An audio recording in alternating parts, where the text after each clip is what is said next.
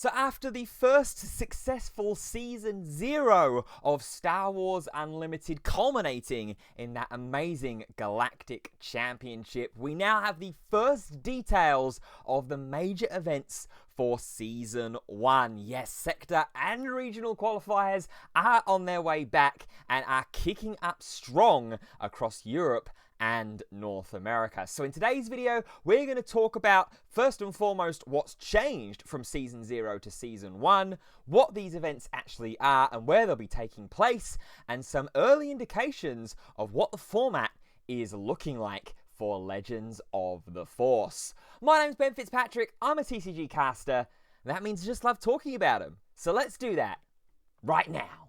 But before we go ahead and get into today's video, if you do enjoy it and enjoy Star Wars Unlimited content, then please go ahead and drop a like rating on the video. Subscribe to the channel if you haven't already, like I know over 90% of the people that watch my videos have not done. If you're coming back on the regular, why not subscribe? It is completely free and it helps me out a ton. While you're down there, drop me a comment down below with what decks you're currently playing in the Legends of the Force format. And if you're planning on attending any of the sector or regional qualifiers that have been announced, and also check out my link tree in the description where you'll see me on other social platforms, including TikTok, where we have literally just reached over 100 followers. So thank you so much for those who have joined me over on TikTok. If you haven't, there's the username. Go ahead and join the party. So, Star Wars Unlimited, finally, it's another chance to talk about this great game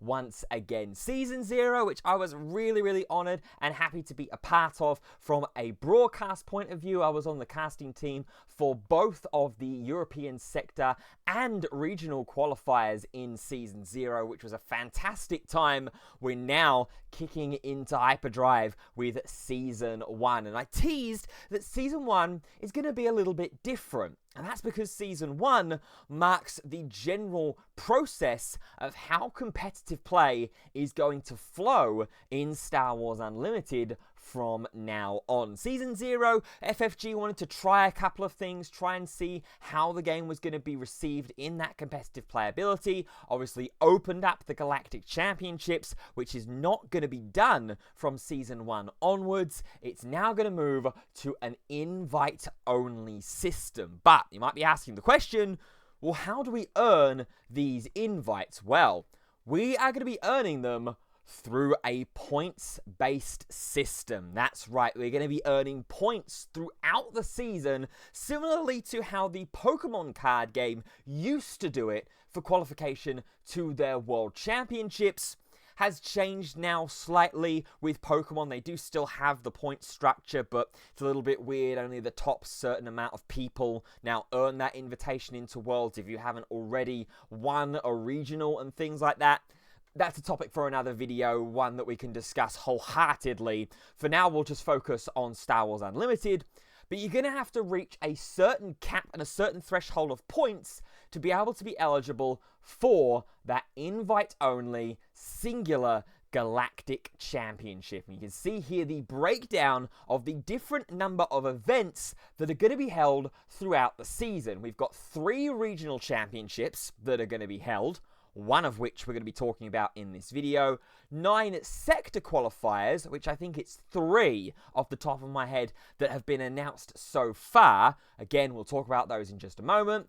And then 510 planetary qualifiers, some of which have already gotten underway. And for the first time of which here in the UK, I know it's been quite something that has been done in the American planetary qualifiers at the moment, but planetary qualifiers in the UK are being streamed in this first wave. We've literally just had the one in Grimdice in Grimsby this weekend. That was streamed by my good friends Thork and Al, who I've worked with both and are fantastic casters. And we're going to have Incon Gaming in Cheltenham, Patriot Games in Sheffield, which is a really special one. It is a sealed-only planetary qualifier. I'm so happy and excited that that one is being streamed. And then Element Games in Stockport to round off the first wave during the Legends of the Force era. And it mentions about an incredible lineup of UK casters. Well, we've had 2 of them being showcased already. I wonder who the rest could be. Follow along to their Twitch and YouTubes to find out, and of course their X account to see the up-to-date announcements and lineups. I'll drop a link in the description down below. But yes, we're going to have all of these events, and you see here the player caps for all of them. Final number has been subject to change as well. I know for some of these planetary qualifiers it's been like 32 and 64 that have been the caps due to kind of store abilities and safety measures and those kinds of things. But check with your LGS as soon as they get announced, and of course check with the organizers once the larger tournaments have been announced as well.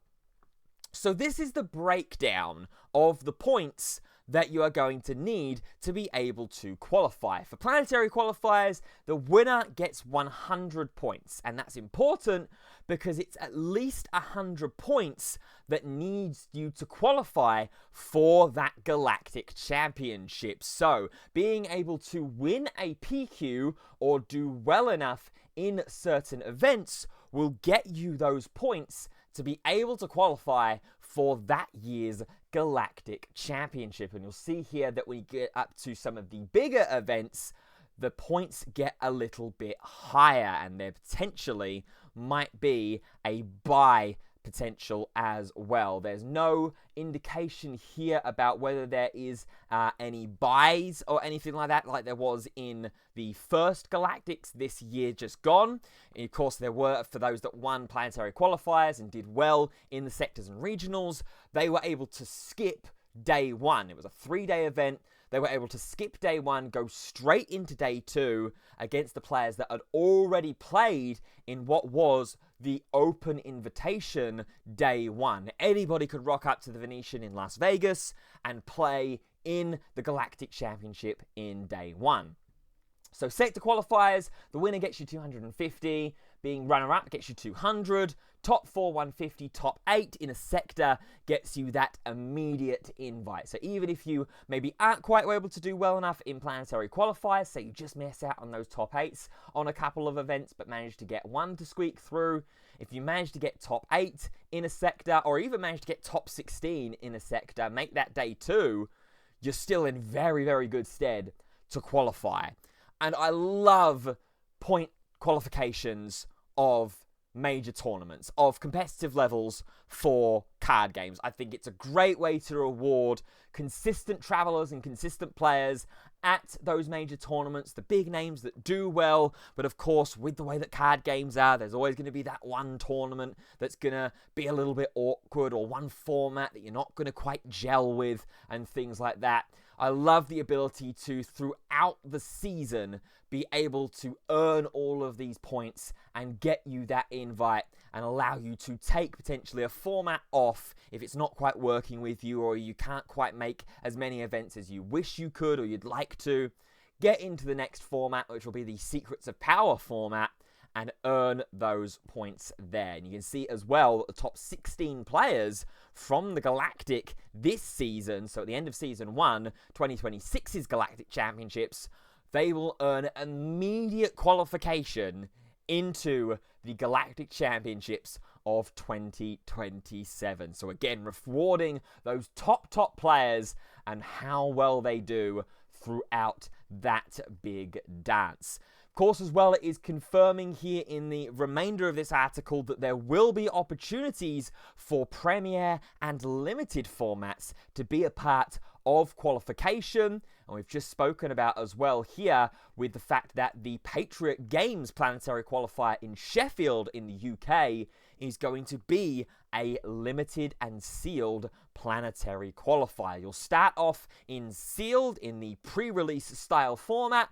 6 packs create a deck out of those cards, and then the top cut will move to a draft format as well. Very, very excited to see how that one is going to go. But you might now be thinking to yourself, okay, this is all well and good, Ben, having all of these points and having all of these opportunities to earn our way into the Galactic Championship in 2026.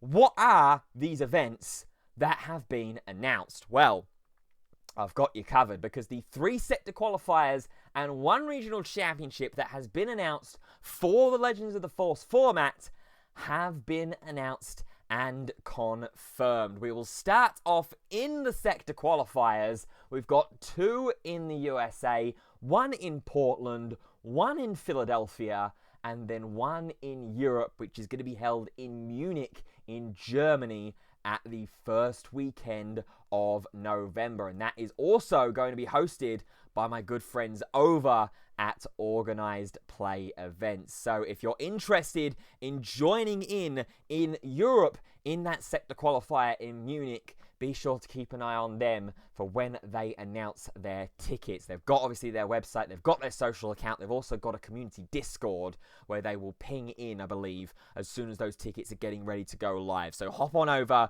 to Organized Play Events and make sure that you do not miss out when those tickets do go live. I'm not 100% sure who the organizers are for USA. I apologize for that. I'm not as familiar with the American format and the American community as I am with Europe. So by all means, go ahead, check onto the social medias, check for all the announcements to make sure that you do not miss out on those tickets. With this being quite soon, comparatively to Munich, I imagine those tickets are going to be going quite live very, very soon. So keep an eye out for those.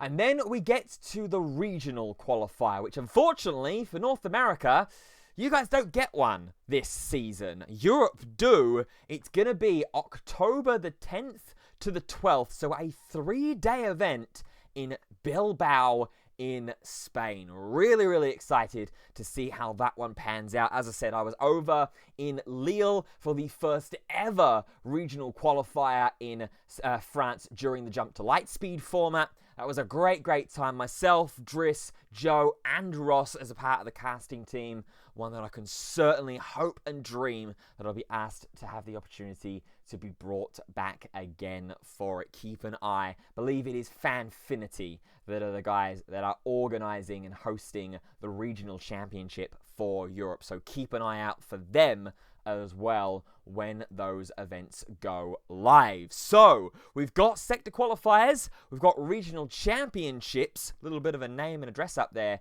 for the regionals, and we've got PQs that are going on throughout this set and throughout this month and the next month as well.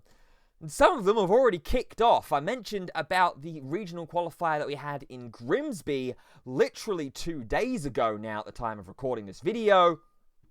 Well, those results have come through, and it's a very interesting top 8 that we have got here. It was won by Han Solo Vigilance with the Force base, of course, one of the decks that a lot of people expected to do well going into Legends of the Force format. Obviously did very well in the Galactic Championships as well. Maybe not as well as some people expected it to do. Mother Tolzin was the leader that won the Galactic Championships under the pilotage of Philip Skularek. But interestingly, no Mother Tolzin in the top 8 of this planetary qualifier. Instead, it is Ray Datavolt, piloted by the great Yahosera Joshua Freeman Birch, one of the best, if not the best player in the UK. Maybe one of the best, considering that David Hoyland, also from the UK, was a top 4 finalist in the Galactic Championship, but certainly one of the most consistent players in Josh Freeman Birch. Bringing back Ray Datavolt, a deck that he experimented with and played during the Jump to Lightspeed format, got into a high top cut finish at the regional qualifiers during the JTL format in Lille. So really interested that he's brought that deck back and got himself the 2nd place finish. So meaning he has bagged himself 35 points towards that 100 to get him that Galactic Championship qualification. Also, very interestingly, is the most represented deck in this top 8, and that's Pilot Boba with Datavolt. For those that have been following the channel and been following my coverage of the Star Wars Unlimited major tournaments, you'll know in my work with Pierre, with Thork, that we had a pretty heated conversation during UK Games Expo about the benefits and drawbacks of running Pilot Boba with Datavolt as compared to running Pilot Boba with Cunning. I was firmly in the boat that Pilot Boba Cunning was the best way to run the leader. You get access to some amazing Cunning villainy cards, but it seems like Data Vault is the more dominant aspect here as well. Really, really interested to see that. Obviously, Data Vault with that starting 33 HP that you get, but also forcing you to start with an extra 10 cards in your main deck. Star Wars Unlimited, you generally build a deck of 50 cards with 3 copies maximum of each card. But for Data Vault, your minimum deck size gets increased by 10. And you can see here we've got ourselves some mauls to help level out the ground arena here as well. We do have Overwhelming Barrage in the list as well, Planetary Bombardment in aggression as well, your typical opening fire, daring raids, resupplies as well here is very interesting. So feels like a lot more of a kind of mid-range style deck that it's turned into than maybe the more aggro style that it was originally at, with Cunning just trying to help be able to, I don't know, no good to me dead something, or outmaneuver the ground arena to make sure that you weren't just straight up getting overwhelmed in a lane that you just weren't fighting into.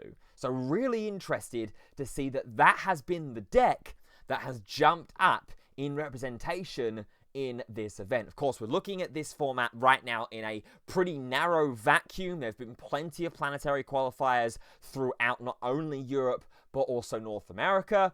At this point, I mean, I can go back on the website and these guys, shout out to SWU Competitive Hub. They are a fantastic knowledge set of these results here. You can see so many planetary qualifiers that have already been held, including a limited PQ that has been held in North America. I might have to go back and have a look at that one in a moment and off camera. But you can see here so many different decks that have been piloted. You've got an Anakin with Vigilance Force here in France. You've got obviously a lot of Han Solo Vigilance Force. You've got Palpatine Cunning here in Charlottetown in Canada. That's really interesting. Couple of Sabine ECLs, an old school classic. Kira Data Vault here. Kylo Tarkin Town, the runner-up deck from the Galactic Championship. Poe Data Vault here in Winnetka, California in the USA in August. That's very, very interesting this weekend as well. So you can see here there are a lot of different decks and different things that we are looking at when you're seeing the format as a whole here. But certainly in this vacuum, Boba Pilot Data Vault being the most represented in top 8 is not what I would have been expecting. The same could also be said for Gar Saxon. I'm a big believer in Gar Saxon. I have the showcase for this leader, and I think it's a really, really cool deck. But it's now being paired with ECL as well, Energy Conversion Lab, the 25 HP command base that lets you ambush in a 6 cost or lower unit as its epic action. So really interesting that it's Energy Conversion Lab that's being paired with Gar Saxon, when originally this was also, much like Boba Fett, a Cunning base that was being used here to get access to things like Snapshot Reflexes, the DL44 Hotshot Blaster that you could play out of the resources with the Smuggle mechanic. Even though it's an aggression card, it gains the Cunning aspect as soon as you put it into Smuggle. So really interesting that this was actually the second most represented deck in the top 4, with Jake McMahon and Jay Longy here piloting it in top 8. But the deck that really catches my eye, and it's a player that has been a believer in this leader for a long, long time, also played it during the regional championship in Lille, is Silk, playing Flip Chancellor Palpatine with the Vigilance Force base. I love Flip Chancellor Palpatine. For those of you that are maybe a little newer to Star Wars Unlimited, generally leaders will have their horizontal side, which starts in the leader zone and have some kind of effect that you can utilize there. And then it has a unit, so it deploys, it plays into the ground arena, or potentially the space arena if you have it as a pilot. and it can go ahead and attack into your opponent's base and have also an effect as well. Chancellor Palpatine breaks the rules of that a little bit, because there's no unit side on this Palpatine leader. It just stays in the leader zone. It also breaks the rules because it has both the heroism and the villainy aspect, signalizing the changing sides of Chancellor Palpatine and Darth Sidious during the Clone War era. It's a really, really cool, unique, and interesting deck, and it looks like it's still doing quite well. Obviously, you have a really, really easy access to Anakin, Champion of Mortis in this deck, being able to have easy access to getting both heroism and villainy cards into the discard pile. You've got things like Yaddle, Tolzon's assistant in here as well. So it looks like it's coming into, much like a lot of the decks in the new format, a heavy Force Matters style deck with a few extra pieces as well in here. You've got access, obviously, to No Good to Me Dead, Being and Cunning, Power of the Dark Side, No Glory, Only Results, Super Laser Blast as well to be a little bit more controlling with that Vigilance Villainy side that you can turn into. So really, really cool that this deck is getting some love and doing well at the moment as well in Grimsby. Like I say, we'll have to wait and see just how much impact that causes and generates throughout the remainder of the planetary qualifiers at Incom Gaming in Cheltenham that are being streamed, Patriot in Sheffield as the limited one, and then Element Games in Stockport on October 18th as the ones being streamed.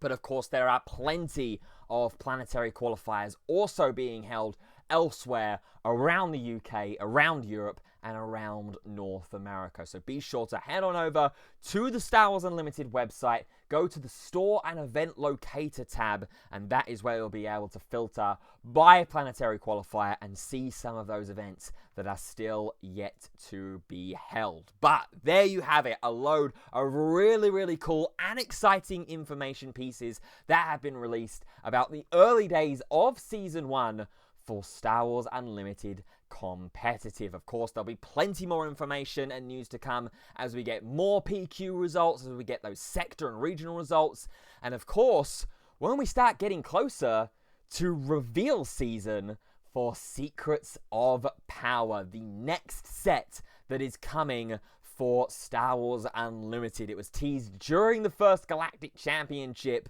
We will be very, very soon approaching that reveal season. And if there is anybody watching from Star Wars Unlimited at this point, I would be honored and privileged to have a reveal for this set. I've been following the game for a long time. I've been covering the game for a long time as a caster. I was there at Twickenham at the very first major Star Wars Unlimited tournament in the UK and in Europe. So I would love to hopefully get a reveal someday. But that's for a future time. For now, all that's left to say is that it is over to you. What do you think about this news and the reveals and information that you have received? Are you a fan of the points-based qualification system that we're now going to be getting in Star Wars Unlimited Competitive as well? Or would you have preferred it to be that open invitation Galactic Championships like we had in Season 0? Let me know down in the comments section below. And while you're down there, if you enjoyed this video, be sure to drop a like rating on it. Subscribe to the channel if you haven't already for more Star Wars Unlimited and other TCG related content. And be sure to check out all the links that will be in the description as well. But until then, thank you so much for watching this video. And until the next time, we'll see you soon. Goodbye for now.